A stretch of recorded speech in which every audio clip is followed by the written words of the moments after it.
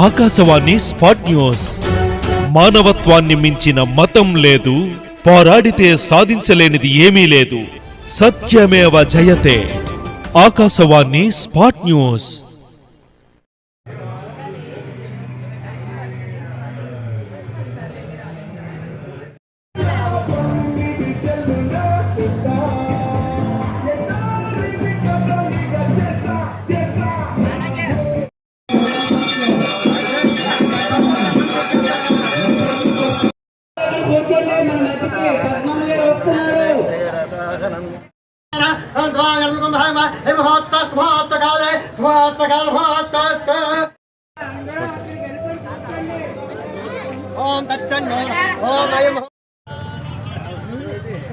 శ్రీ వాసవి కళ్యాణ మండప సంఘం ప్రెసిడెంట్ శ్రీ జాల్మూరి బంగారరాజు గారిని సంపత్ వినాయక్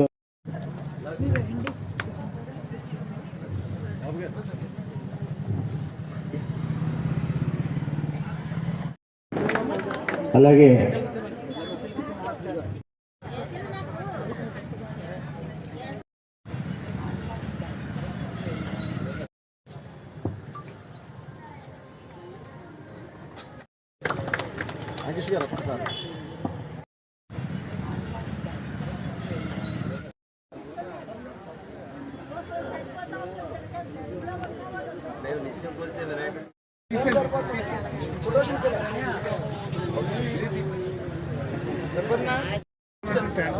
కూర్చుంటే ఎవరి దగ్గరికైనా వచ్చి ఇస్తారు.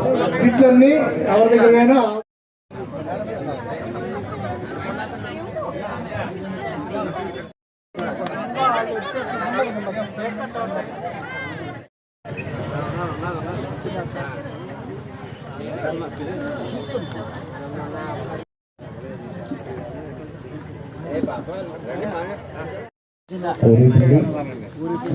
ఉల్లిపాయలు, మసాలా కారం, మామూలు కారం,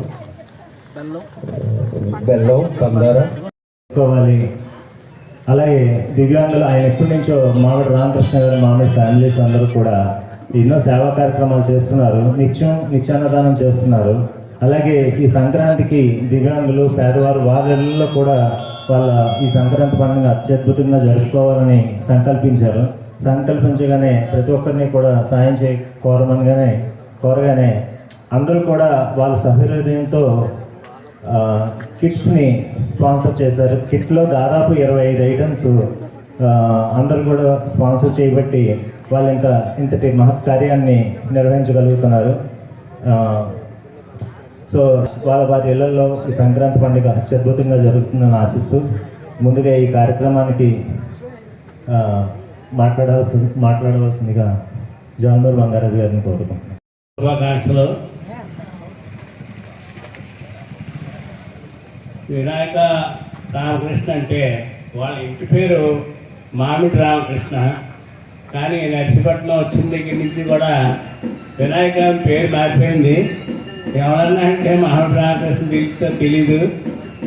వినాయక రామకృష్ణ, వినాయక భాస్కరరావు, వినాయక వెంకటరమణ అంటే అందరికీ పరిచయం. ఈ వినాయక టెంపుల్ కట్టి దగ్గర నుంచి కూడా వాళ్ళు మెయింటెనెన్స్ చేసి సేవా కార్యక్రమాలు చేస్తున్నారు.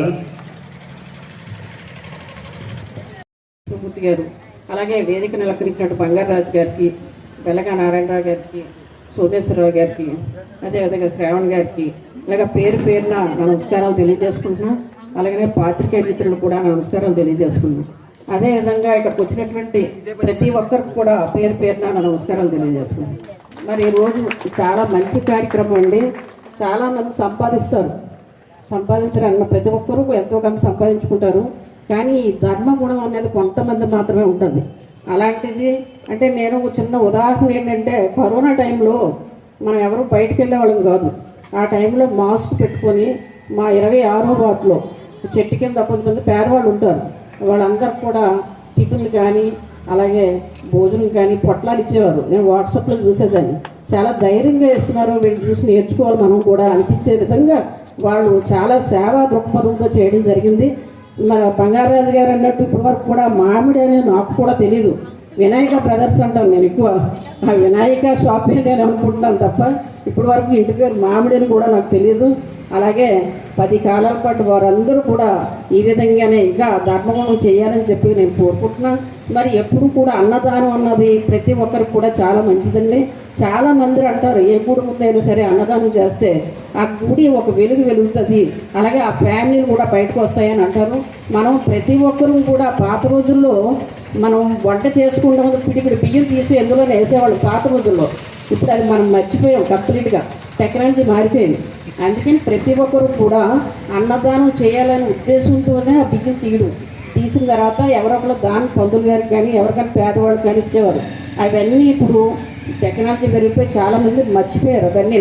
ఇప్పుడు సంక్రాంతి వస్తుంది, సంక్రాంతి పండుగలు కూడా మన హిందుత్వాన్ని మర్చిపోకూడదు. సంక్రాంతి పండుగలు కూడా ఇలా కిట్లు ఇచ్చారంటే కనీసం వాళ్ళకి 4-5 రోజులైనా సరే మనస్ఫూర్తిగా కడుపు నిండా వాళ్ళు తినే పరిస్థితి. మరి ఇటువంటి దైవగుణం ధర్మగుణం అనేది కొంతమంది మాత్రమే ఉంటుందని చెప్పేసి అందులో ఈ వినాయక బ్రదర్స్ ఒకరని చెప్పేసి సందర్భంగా తెలియజేసుకుంటున్నా. ప్రతి ఒక్కరూ కూడా వారి సంపాదనలో కనీసం 1% అయినా సరే తీసి ఒక పక్క పెట్టి ప్రతి పేదవారికి ఇవ్వాలని చెప్పిన కోరిక నేను కూడా ఉన్నాను. ఇంచుమించుగా 9 సంవత్సరాలు పెట్టించి కూడా నేను ప్రతి రోజు కూడా భోజనం పెట్టేదాన్ని. అలాంటిది మొన్న అన్నా క్యాంటీన్ వచ్చిన తర్వాత నేను ప్రతి సోమవారం కూడా అక్కడ మరణం గుడి దగ్గర నేను పెట్టడం జరుగుతుంది. నాకు కలిగినంత పాటు సహాయం అది. అలాగే ప్రతి ఒక్కరూ కూడా ఏదో ధర్మగుణం అనేది మర్చిపోకుండా పేదవారు అన్నది లేకుండా ఉంటారు. మన ఆ భావంతో ఉంటే అదే పేదవారు అన్నది మనం అనడానికి వీళ్ళది, అందరూ సమానత్వంగా ఉంటుంది. మరి ఆ డొక్కా సీతమ్మ గారు చనిపోయారు, ఎక్కడున్నారో ఎలా ఉన్నారో తెలియదు. ఆవిడ గురించి ఈ మధ్య మనం తెలుసుకుంటున్నాం.